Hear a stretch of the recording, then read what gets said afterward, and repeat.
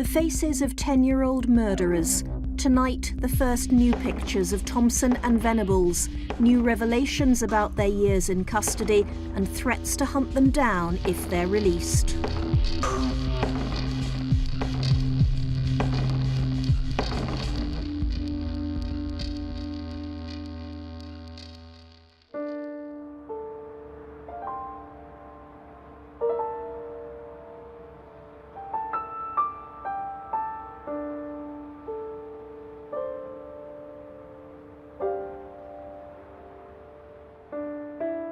It's 8 years since two 10-year-old boys murdered James Bulger.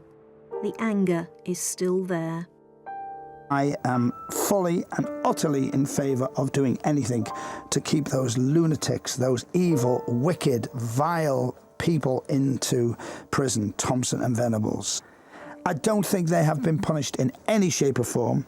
They have not served a long sentence. They have not been treated like criminals. It's a regular topic on Pete Price's phone-in, and the response is always the same. Hello, Leslie. Hiya, Pete. Hiya, Leslie. What can we do for you? Where do we start, Pete, again? What do we do with them? We keep them locked up for life. Because at the end of the day, it's Ralph and Denise and the rest of their families and friends that are doing a life sentence, not them, Pete. Thank you very much for talking to us, Leslie. Let's go to another call. Hi, Paul. They should have been hung and put in gibbet. Really? You would have hung two little 10-year-old boys? Yeah, well, when they were old enough to appreciate the punishment. So you would have waited till they got older and then hung them? Yeah. So you kept them locked up and then hung them? Yeah. All right, Paul, thank you very much for that. Give us a ring, 0151 472 0967. The two killers are now eligible for parole, and Pete Price is among those campaigning to keep them locked up. Public opinion seems firmly on his side. It's a very emotive subject for people of Kirby, and I'm sure for the rest of Liverpool. I can't ever begin to think how two children of that age could actually partake in the evil that they did.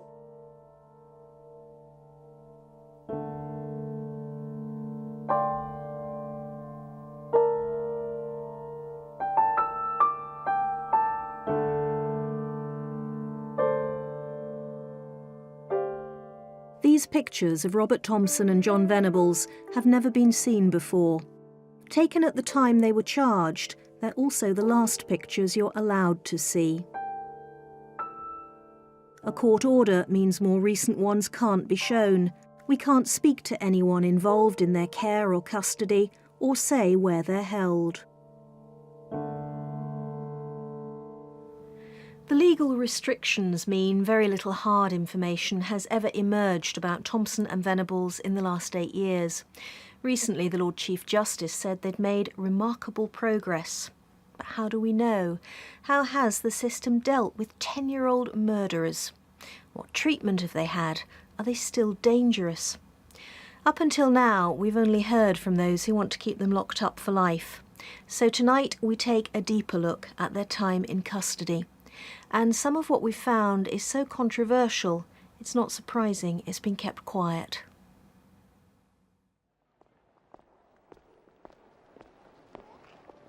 The secrecy is in stark contrast to the very public way this case unfolded. We all recognise the images. The Strand shopping centre in Bootle, a young child being led away by two older boys. Police hoped it was just teenagers messing around and 2-year-old James would be returned safely. Denise, what is your appeal to the public? If you've got me baby, just bring them back.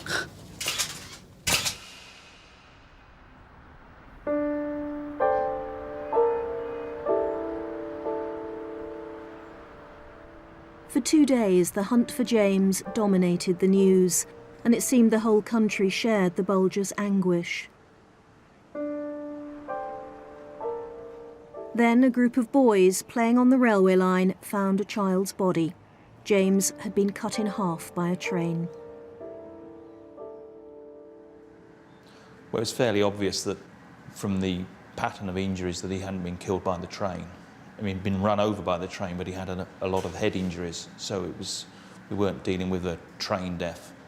So tell me what the post-mortem established then about the injuries. The post-mortem showed that he had a lot of what are called split wounds or lacerations, mainly to his head, which were the result of being struck heavy blows with the bricks and the iron bar that were found at the scene. A 2-year-old battered to death, apparently by other children. It seemed impossible to believe.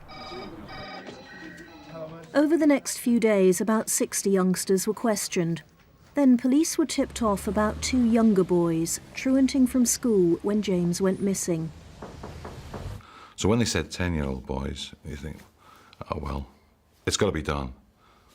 Information's come in, so we've got to go and see him and interview him. But you to weren't eliminate expecting him. that they could possibly be the ones? Oh no, I didn't.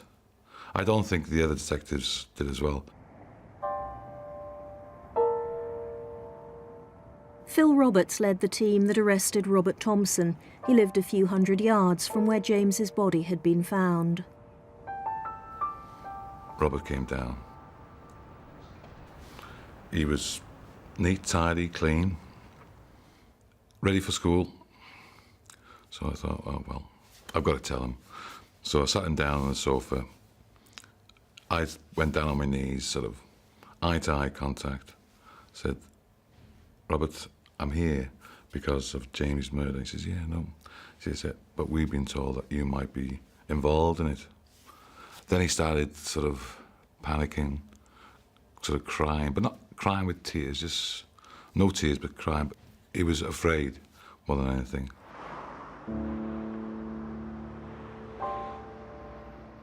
Robert was taken to Walton Lane police station. His mother went with him. A couple of miles away, on the Norris Green estate, another team arrested John Venables and took him to Lower Lane police station.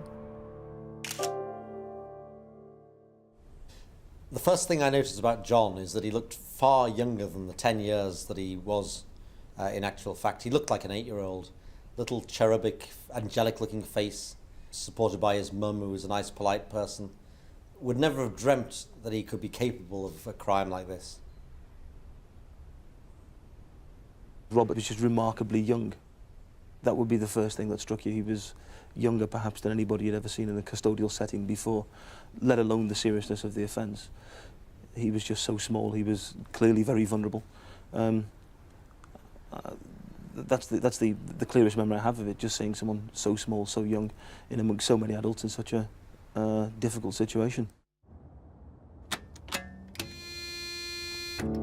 Gently, gently, police began the questioning, always bearing in mind they were dealing with 10-year-olds. In the second interview, Robert admitted they'd taken James, but blamed it all on his friend John. These are the actual sound tapes of the police interviews. What time was that? When was that? I don't know. So what did What happened? Don't know. He grabbed at the baby's hand and just walked around the strand. And then he let him go loose then. Did he? When we were by the church, he let him go. And you were John then? You shook your head? You shook your head? Yeah. I told him to take him back. You did what? I told him to take him back. You told him to take I it back? don't know. All right, Bobby. No, you're not getting all the blame. We're just asking your son. We're trying to find the truth. You always get the blame. Wait a minute, Bobby. Listen.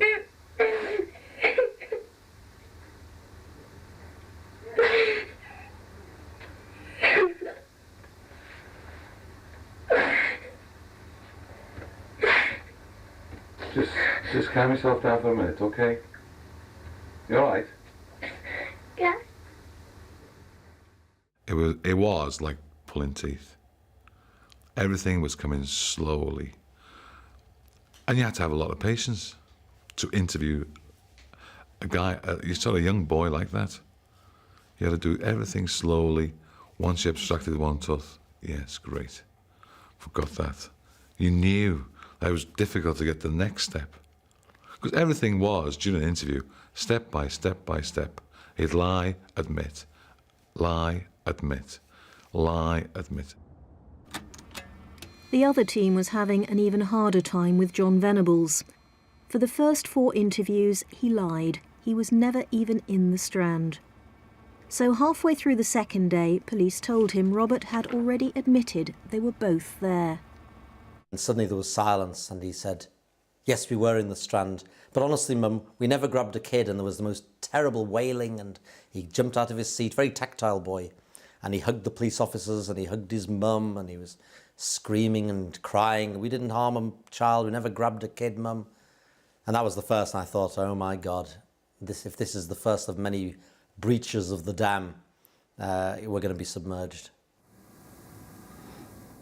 He said that the two of you were in the Strand and that you saw the little boy. We never. We never. Is that the God's honest truth? God's honest truth, I'm telling you that we never. He was too scared. He was probably too scared. And he said that you took him by the hand and led him out of the Strand shops. We never. He's a liar. Calm down. Oh my gosh. All right, come on, look. It's all right, come on, all right. I never got the boy. I never killed him, Mum.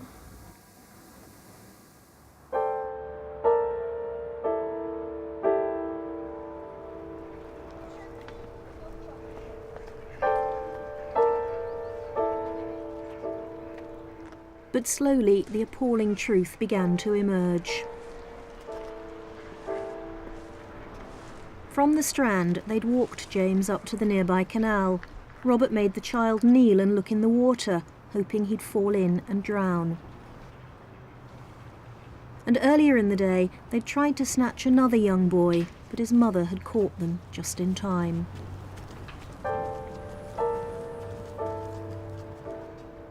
So all the time it's a spiral, and it's a downward spiral where their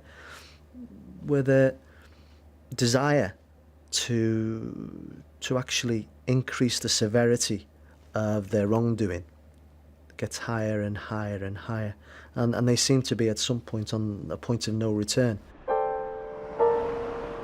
Both boys took equally a leading part in the day's activities. You will see at times where John Venables takes the lead hand and he entices James away. And in other parts, the witnesses indicate, well, Robert is carrying James across the road and John's standing by. More than 30 people saw them dragging James along. The child was crying, his head bleeding, but nobody intervened. And this is where it ended. The railway tracks at Walton. Just a few freight trains rumble through on their way to the docks. Despite 2 days of questioning, neither boy would admit what happened here.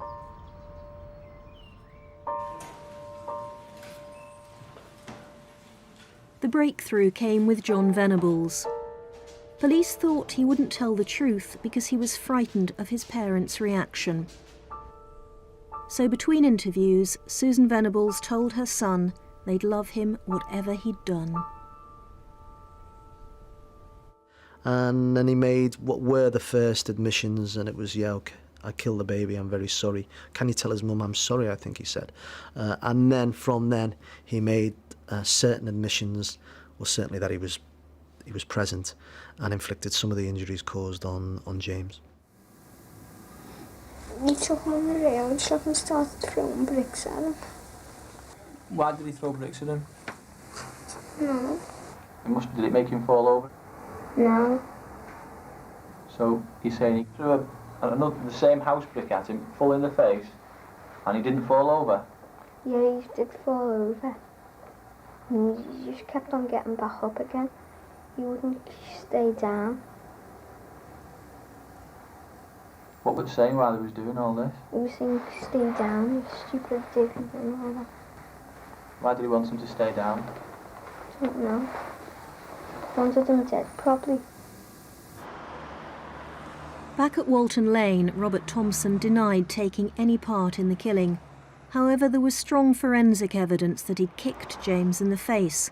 there was blood on his shoes. Why won't you tell us? What? Why won't you tell us? I never even killed them.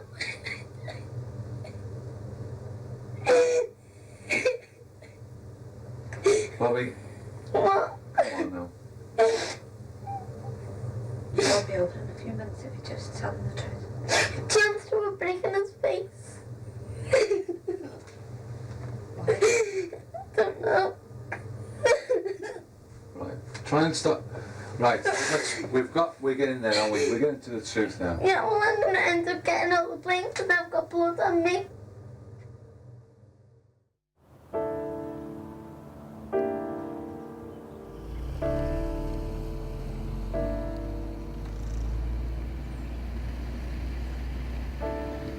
To the public, it was disbelief that two 10-year-old boys had committed a murder.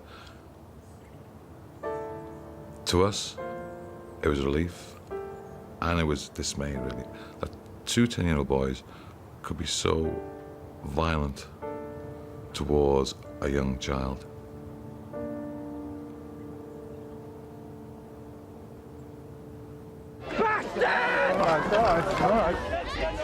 Public anger was almost unprecedented. There was a near riot the first time the two appeared in court.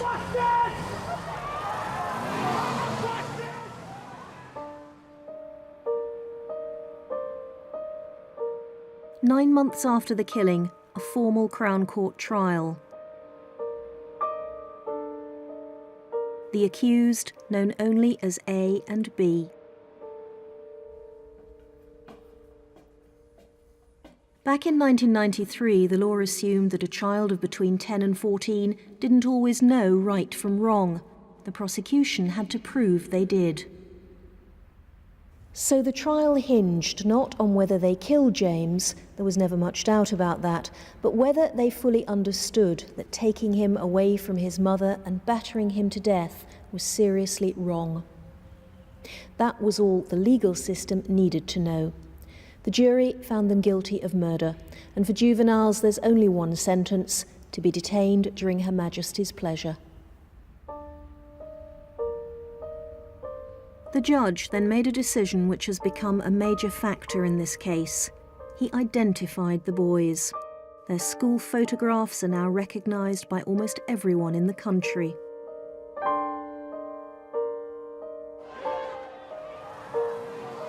But at the same time, the judge ordered that no details of their future in custody could be revealed. It means Thompson and Venables will always be remembered, but only as murderers. However they've changed, whatever progress they've made, that's been kept secret.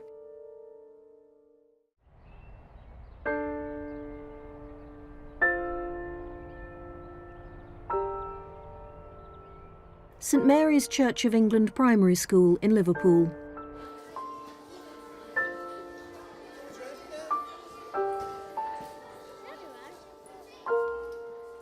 Eight months before John Venables and Robert Thompson became murderers. They're now 18, but they're fixed in the public mind as 10-year-old monsters, evil freaks of nature. Any other views, especially in Liverpool, tend to stay hidden.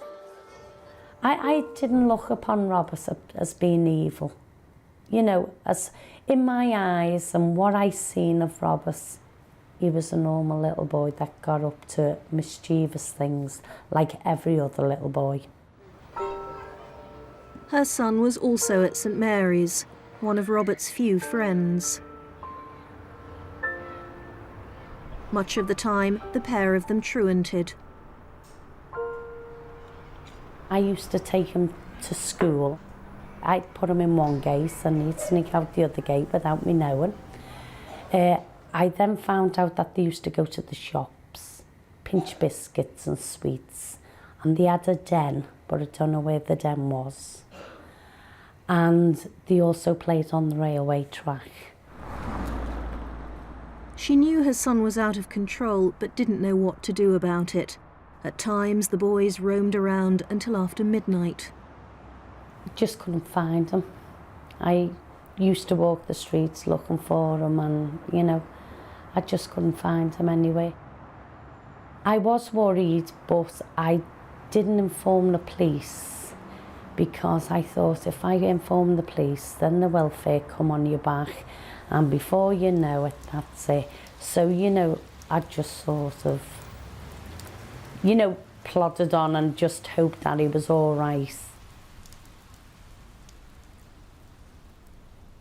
Robert Thompson's mother felt the same. She didn't want social services interfering. But her son, indeed her whole family, was far from all right.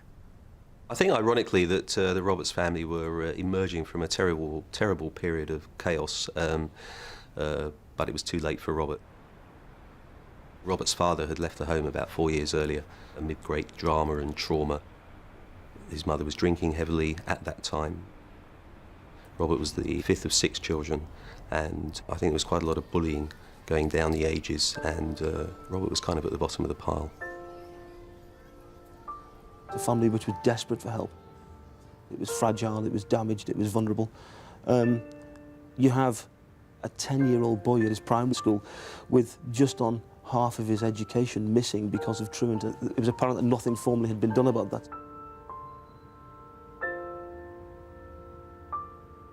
John Venables had only joined the school that year. He was moved from Broad Square Junior, where his behaviour had become worse and worse. His teacher said John used to revolve along the walls, pulling down work. He'd curl up under a group of desks so no one could reach him. He stuck paper all over his face. He cut himself with scissors and also cut holes in his socks. Finally, he tried to choke another boy with a ruler across his throat. It's always seemed to me that John displayed many more signs of being, seriously behaviourally disturbed. He had an older brother and a younger sister. They both had learning difficulties, were attending a special school. His parents had quite an unstable relationship. They'd been separated for a while. I think, again, in the months before the murder, they were attempting some kind of reconciliation. Instability is always very difficult for children to deal with. So moving school was seen as giving John a fresh start. Instead, it brought him together with Robert Thompson. They were 2 small boys from difficult families running wild together, but they appeared no different to countless other children until they murdered James Bulger. They were 10 years old when they were first locked up. The public expected them to be punished for their horrific crime. But children under 15 can't go to prison. They go instead to secure units run by local authorities. These youngsters may have committed serious crimes or be at risk of harming themselves because they're out of control. For the majority of young people, coming to secure accommodation is a huge shock. There is a bravado as they walk through the door, because that's what a teenager would expect. They will walk in, they will strut in sometimes. Some of them come in crying, some of them are brought in kicking and screaming. But the reality is that once they're in secure accommodation, they have become quickly aware that the adults are in control of their lives, and that, for the first 4 or 5 days, or indeed longer, can be a huge shock. Often youngsters arrive with very little structure in their lives. They've what I would describe as lived on the margins of society, in the sense that they don't go to school, they're out late at night. The whole kind of day is different from everybody else's day. They've often arrived with very poor health backgrounds, no educational achievement records, and sometimes even as basic as they don't know how to brush their teeth. These are children's homes, not prisons, and the emphasis is on welfare. The days are tightly organised, normal school hours, meals at set times. At night, they're locked in their rooms. There are also regular sessions with psychiatrists to try and change the attitudes and behaviour which led to them getting into trouble. We've got a system of secure accommodation which is one of the best in Europe. We know we've got effective treatment and we know it works. The outcomes We can also predict those children who are likely not to benefit and likely to remain at risk in the long term. But for the majority who are amenable to treatment, the outcome is good.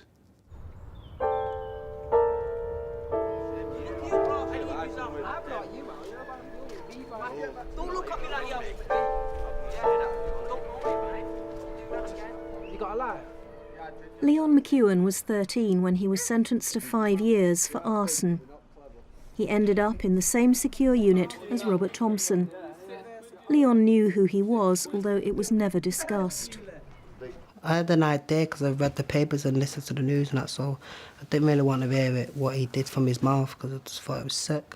And were you ever there when there were any stories on the news about the killing, or...? Yeah, like one time we was all just sat there and it come up on the news. I can't remember what it was about. It showed you his picture, and like, I remember the staff turned it off, and he went like barging into his room, and you could hear him like arguing with the staff. I can't remember what he was saying. He was swearing at him and stuff like that. We can't say where Thompson or Venables are held for legal reasons, but they're not in any of the units shown in this programme.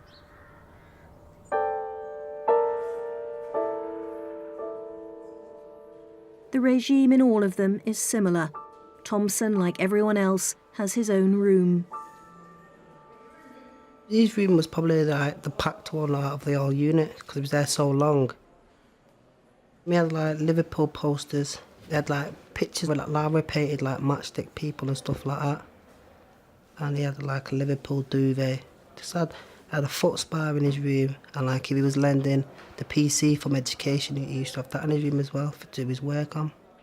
And I heard maybe that he'd cook meals for other people sometimes. Do you know? Yeah, he used to cook meals for his family. Like if he had a visit, like at 7 o'clock, he used to take his family down to like the education bit, like the cooking like class, and like his family used to sit there while he used to cook him a meal.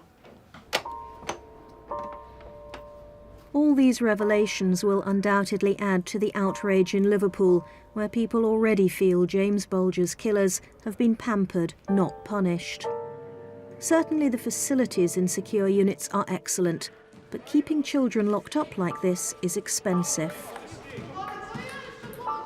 On average, it costs somewhere in the region of £3,000 a week, but I regard that as an investment for the future. If I can effect positive change in a youngster, return them safely to the community, then perhaps we won't spend large sums of money by incarcerating them for the majority of their adult life. But for an awful lot of people, especially the victims of crime, they're not interested in any of that. They simply want to know, where is the punishment? I think by locking up a young person, 13, 10, 11, 12, 13, by restricting their liberty for a period of months and sometimes years, you are doing that. Even if you lock them up with an all-weather football pitch, a swimming pool, a gymnasium, but a Game Boy, a television... those are part of the things that young people need in order to develop a sense of worth. What do you want me to do? Do you want me to lock a young person up? Lock them up in an environment that brutalises them, that actually restricts their liberty in a sense that is negative? Or do you want me to effect positive change so that at the end of the process, young people come out having made progress and change and less likely to commit further offences? So the punishment is being locked up, but even that's not straightforward. Hi, have an evening news? Great, thanks a lot. Recently, public anger's been stoked up again by a number of press stories.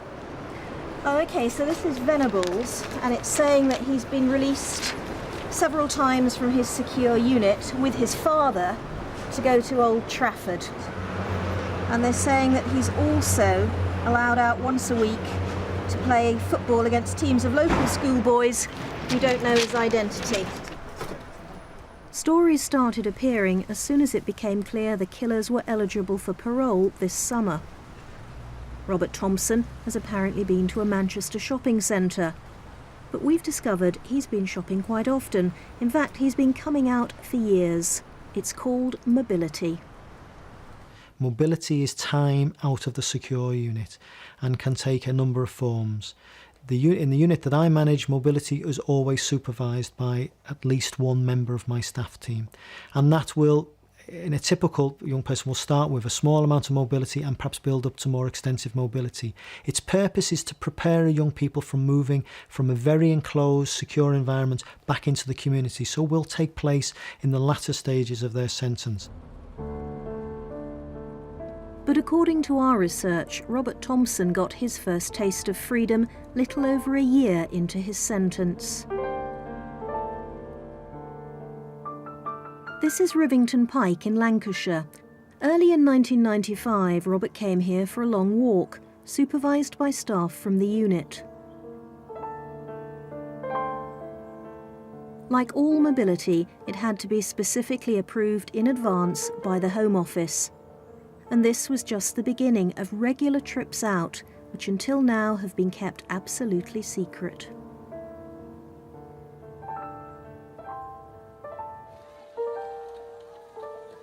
In 1996, Robert began monthly visits to a sports centre.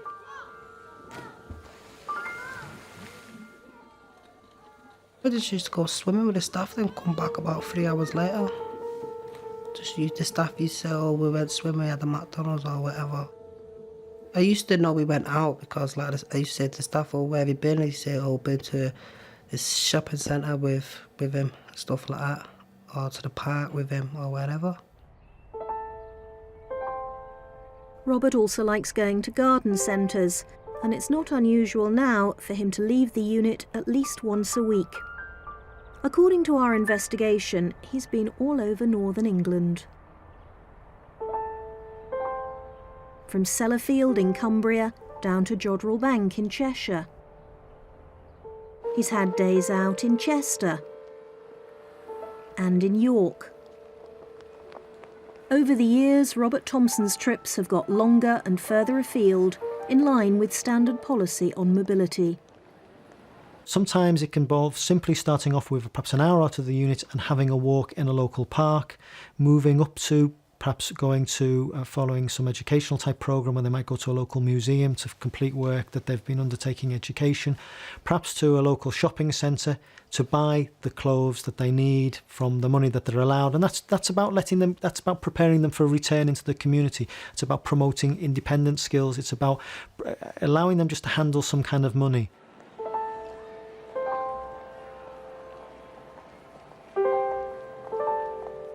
On one hand, it appears a sensible and humane policy. You can't lock children away for all their formative years and expect they'll just slot back into society, rehabilitated. But when those children are James Bulger's murderers, it's not surprising the Home Office won't talk about it.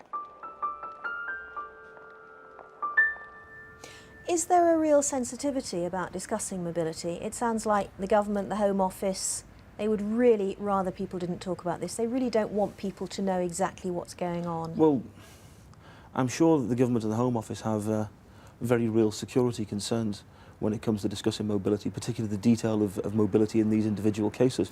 I respect those concerns. Is it a question actually of embarrassment, that they really don't want to admit that having locked up young offenders, we do let them out again? I don't know what the motivation is, but I think it's clear that there are real security concerns. Whether that's the prime motivation, I can't say.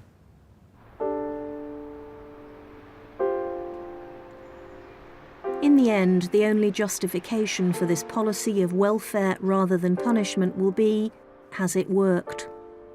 How much have Robert Thompson and John Venables changed in the last 8 years? The first progress that I could see was academic, that he was doing very well at school. He was doing well with particularly with his arithmetic, and his English was very good. And you may say that he was a captive audience, as it were. Didn't have the same distractions as a schoolboy at large would have.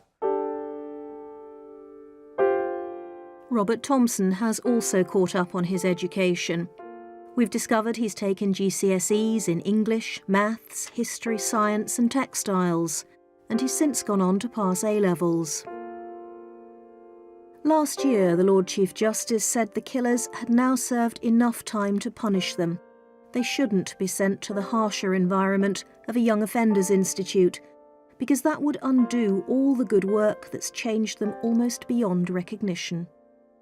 in my personal opinion, one adjective to describe him that stands out about him more than perhaps anybody else. He is a remarkably thoughtful young man for a man of his age. Careful, thoughtful, considerate of other people's feelings, to a degree that is, in my view, exceptional amongst 18-year-old people. But is it time to let them out? We've discovered the parole board will meet next week to decide if Robert Thompson and John Venables are still dangerous. If they're released, James Bulger's father has said they'll be hunted down, and people may already be making plans to do just that.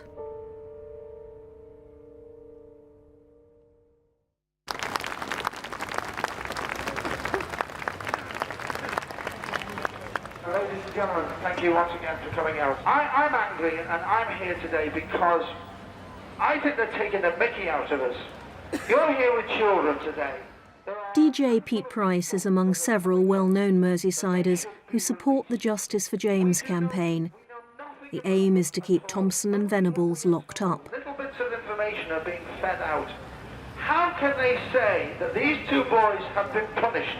They have not been punished in any shape or form yet, and that is what is wrong. At the forefront of the campaign, James's mother, Denise. They've always had the backing of the popular press.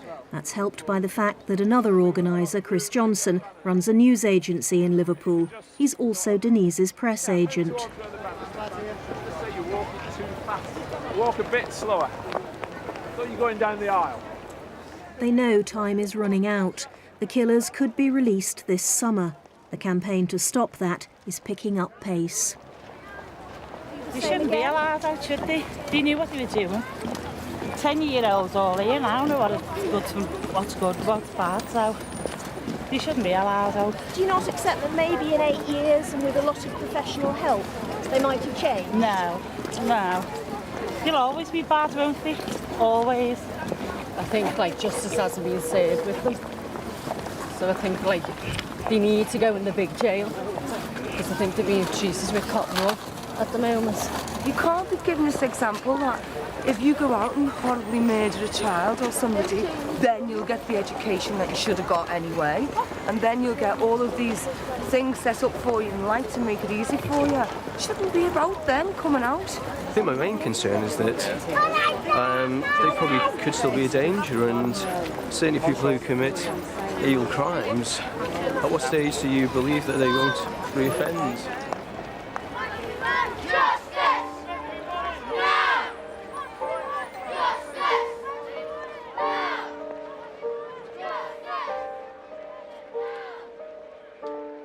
The view that Robert Thompson is still violent has been fuelled by two recent press stories.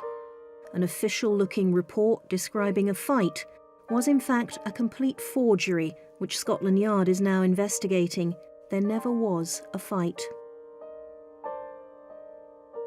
There was a scuffle with another boy, but he turns out to have been a drug addict who provoked the argument and then sold his story to the press. In terms of the press interest, these two boys continue to be demonised, and there is a kind of vengeful mood around the case, which I feel that the newspapers do a lot to stoke.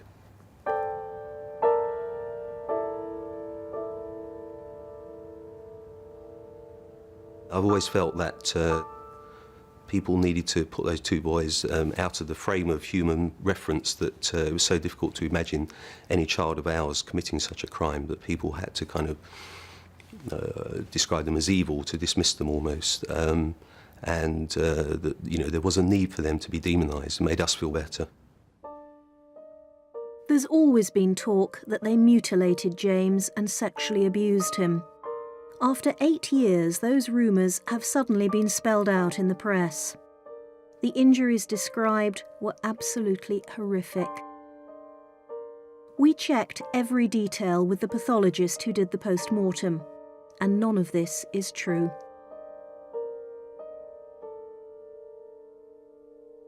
There are a lot of opinions which are held by people about this offence which are inaccurate as to what happened, as to what was done, which cause me an enormous amount of concern as to why the public seem to want to bring those stories into existence when the crime itself was bad enough. To me, it seems to devalue the crime and the life that was taken to try and make it worse, as though that were not bad enough. In contrast to the false press stories, the real developments have taken place quietly. Both Thompson and Venables have had years of regular and difficult sessions with psychiatrists. John has described having flashbacks where he saw James bleeding on the ground. He's also had nightmares where he dreamed of giving birth to somehow bring James back to life. 2 years after the trial, when he'd blamed it all on Robert, John Venables admitted his guilt. A serious crime inflicts tremendous hurt and damage on other people, and part of the process is that the young person has to take that on board and acknowledge it, taking on the responsibility for their actions, but most painfully taking on the emotional consequences of their actions. And that's a very difficult and painful thing for anybody to do. Robert Thompson lost faith with his first psychiatrist and demanded a new doctor. But he wouldn't open up to her until she agreed to an extraordinary deal. She'd only write down minimum details of what he told her. Only then did he also admit killing James. He still wouldn't talk freely because he said it wasn't sorted out in his own head. It was 5 years after the murder before Robert finally expressed remorse for what he'd done. The psychiatrist's views will carry great weight when Thompson and Venables appear before the parole board next week. There'll also be detailed reports on every aspect of their lives in custody. Is this a particularly difficult case, do you think? Yes. With the extent of the media coverage, it's a real hot potato. And how much is that going to affect their decision? Shouldn't affect it at all. They should concentrate on the evidence they have before them in the dossier and the impression they form of the individual who is making the application before them. And what is your brief? I mean, what are you trying to get at? To assess the dangerousness of release. If there is any danger, then we would not be in a position to recommend release. We've got to be satisfied that the prisoner can safely rejoin society. Pete Price unzipped. Call now 0151. Safety cuts 2 ways. Would Thompson and Venables themselves be safe if they were released? James Bulger's father has already said in public they'd be hunted down, and that does seem to be the view in Liverpool. But the point I wanted to make was that someone's going to pop at them. Someone's going to have a go at them, and that's the point. Whatever happens, it will be discovered where they are, and we will be waiting for the headline in the paper that they have been killed. Oh, they will be killed. Wherever they go, they will be killed. We've got these draconian laws that are protecting these two when they come out, and in fact, the internet will make a nonsense of that. Or do you not agree? I mean, I think you're right, because they're going to be haunted and hunted for the whole of their lives. Now, I think that, Denise and Ralph will probably take some comfort from that, and who can blame them? Already there are stories that an up-to-date picture exists of Robert Thompson. A court order means television and newspapers can't publish it, but that doesn't mean it's not being circulated. The internet is almost impossible to police. It's not just websites, it's the huge volume of email traffic. Someone connected with the Justice for James campaign has emailed me the photograph. It's a picture of a teenage boy, and either side of it the original schoolboy photos of Thompson and Venables. So is this part of the campaign? I don't know of the Justice for James campaign circulating any photographs. That's news to me. Really? I mean, I've got the photo. I can show it to you. I mean, here you go. This was sent to me by someone from the campaign, and they got it from someone else in the campaign. I mean, this is a dangerous policy, isn't it? I mean, this is incitement. That certainly is not anything to do with the Justice for James campaign. It's nothing that I know of in terms of it being circulated, certainly officially by anyone in the campaign. It's not official policy. It can't be published. Are you saying that's not something you'd approve of then, circulating Well, this it's photograph? not for me to approve or otherwise. I don't... I mean, undoubtedly people are very angry in Kirby. But I mean, this and in Liverpool and worldwide. So, I don't know. I don't know what the photograph is, and I don't know who circulated it. But lots of people know about it. The campaign recently held a fundraising evening at a Liverpool pub. James's mother, Denise, was there. £1,500 was raised. There was talk of using some of that as a reward for whoever tracked down the killers and displaying a picture of Robert Thompson as a wanted poster.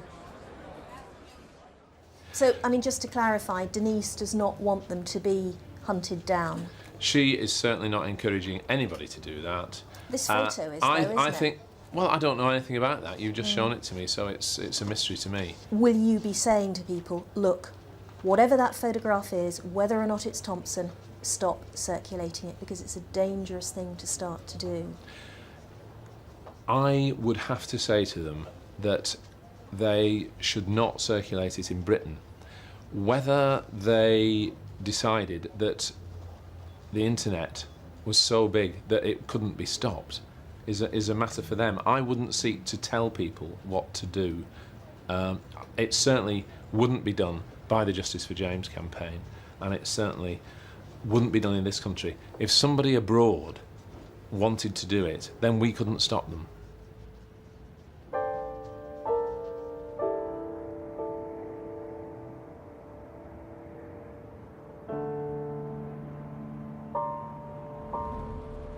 The internet is difficult to control, but so is a mood of retribution.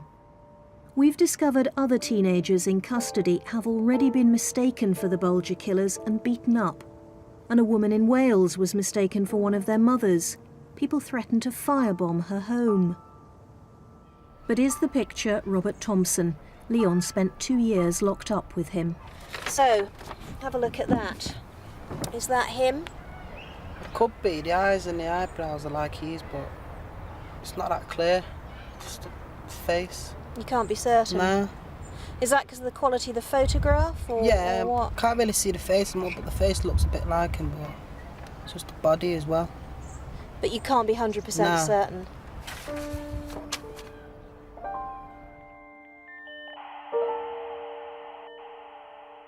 They were 10 years old. James Bulger would be the same age now if they hadn't killed him. Whether his parents can ever forgive, only they can decide. The issue for the legal system is so much simpler. If Thompson and Venables are safe to be released, then it's time to let them out. I'd like to see Roberts again, you know, and ask, like, you know, I'd like to ask him why and what went wrong, and, you know, could he have come to me and told me what he was doing? And, you know, I'd talk to Roberts. I wouldn't sort of tell him to go away, because there's a reason for everything, isn't there?